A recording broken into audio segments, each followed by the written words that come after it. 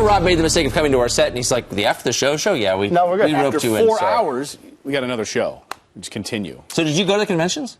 I did not. I took a vacation up to Montana, actually. Oh, where you're from? Nice. It was nice. Yeah, I'm from there, so I went up there to hang out with some friends. We had actually a festival called Evil Knievel Days, because Evil Knievel's from Butte, Montana. Yes. So we have a big thing with a bunch of motocross, skateboarding stuff, a lot of stunts, and a lot of tough people from Butte, Montana. There are. Why is that? Well, it's an old mining town, so there's a lot of mines and then a lot of bars. And what the old miners used to do is it's like 12 hours in the mine, 12 hours in the bar, a couple hours of sleep. If there's work hard, play hard. Yeah. Not a big math town. And I guess because they would drink and be underwater so much, they'd have a couple fights every now and then. It's a great town, though. The people are tough, but they actually don't realize how nice they are. They're really cool. Great super food. Nice. Really good food because of the diversity of the mining families who was there back Eastern in European, a lot of yeah, a lot of that stuff. A lot of stuff called pasties, which is it's like a meat pie with gravy and ketchup, and I put cream or cottage cheese and stuff on it. When I lived in Montana, sounds bad. When I first it does. Answer me this or riddle me this. When I first moved to Montana and I went to McDonald's for the first time,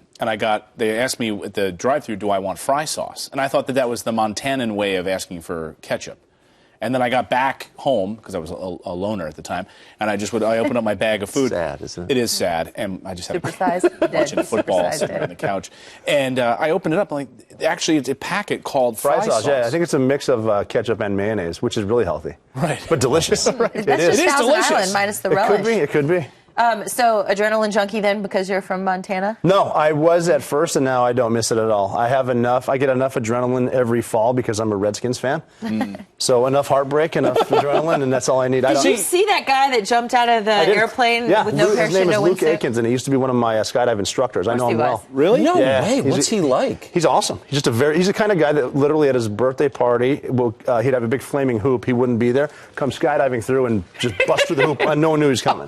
He's Nobody knew he was awesome. coming. Just a nice guy. He jumps for Red Bull. 18,000. Can you give me an interview with him? I bet I can. We I'll tried reach to get out. him on the show, but I can they reach didn't. out to him. Yeah. Was he a good instructor? Yeah, he was They'll awesome. make you jump out into because he wasn't. We would do at SEAL Team 6s.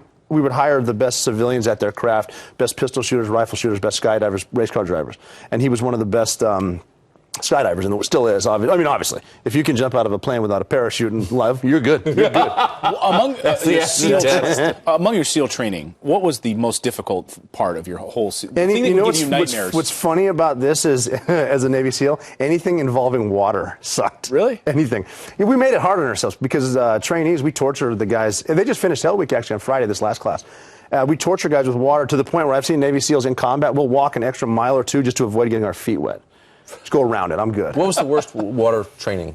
Well, I didn't do it, but there's a thing called a SEAL delivery vehicle, an SDV, which is two guys drive it, and there's guys in the back, and it's a fully it's all you're in water the entire time, but you're completely wet and you're not moving, so you're cold. And I've heard of guys doing dives up to 14 hours, sitting there in the dark. At least the guy driving or navigating can see something. The guys in the back, 14 hours in the cold, in the dark, and at least like on some night swims, you can wish to get eaten by a shark, so it ends in a sub. You're not, nothing's going to happen. So you're just like floating there, waiting. Yeah, for you're sitting in the back happen. and they're going somewhere, and they can let you out. Oh, that must have because I've done 4 or 6 hour dives. That's no fun at all. But I can't imagine the 14 hours. What is your skin? Yeah, but I mean, at least you're moving and you're doing stuff. Don't you have to go through something called like the black mayonnaise or something, where it's just sludge that you're diving there's through? a place in Coronado at the end of Hell Week where you go, and it's like a cesspool. It's like where Satan would take his mistress, is the best way to describe it. Yeah, you go, it's no fun. But at that point, you've been awake since Sunday, so Sunday to Friday awake is a long time, and you don't really care. It's almost over. What's the weirdest hallucination you had? During Hell Week, we were rowing around right between the island and North Island, which there's an air base there, and then you got Coronado. And I looked back at my boat crew and I said, "Hey, is that an aircraft carrier right in front of us?" And they said, "No, there's not. You're hallucinating." I said, "Good," because I was going to ask you, why is there a dragon on the flight deck? But you start to see stuff like that, and you realize, okay, things aren't that bad because I'm seeing things. So this is. It's amazing. But the thing about Hell Week is, that once you get to Wednesday, if the sun is coming up on Wednesday, you're probably going to make it because you're not. How many people don't make it? What's the percentage? The rate overall for the entire course is 80% fail. But most of that is right at Hell Week, and then there's one more series of evolutions in diving that is called Pool Week, where you'll lose another 5%. But Hell Week is pretty much it gets everybody. What's tougher, SEAL training or Ranger training?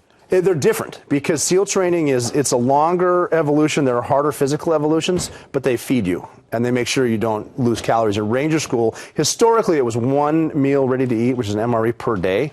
And that's a couple thousand calories. They may have brought it up to 2, but it's kind of a deprivation. How can you think? It's more of a leadership school. SEAL training is more of just a kick where you don't want it. Ranger School is a kick and also about a lot of leadership stuff. So I've worked a lot with Rangers too, and they're younger guys than SEALs, and they're just. We were more precise, but when you get in a big fight and need to thump somebody, you want Rangers with. They're really good. Older, like what was the median age roughly? Well, with SEAL Team 6, we were probably 30 to 33, and Rangers are about 22. 33? Yeah, Wow. well, to get to SEAL Team 6. Because you need to be about 5 years as a SEAL and then go through a select, minimum 5 years and a few deployments, then you can attempt to go to SEAL Team 6. And then what's your average career once you're a SEAL? As long as you want. I think the oldest guy we had on the Bin Laden raid was 43 or 44. The youngest guy would have been 28. 44, so elderly. No. Well, he wasn't getting a discount at McDonald's or anything. I need a fried fish sandwich. This is the best after the show. I was about to say, this is the only one I've ever enjoyed. Yes.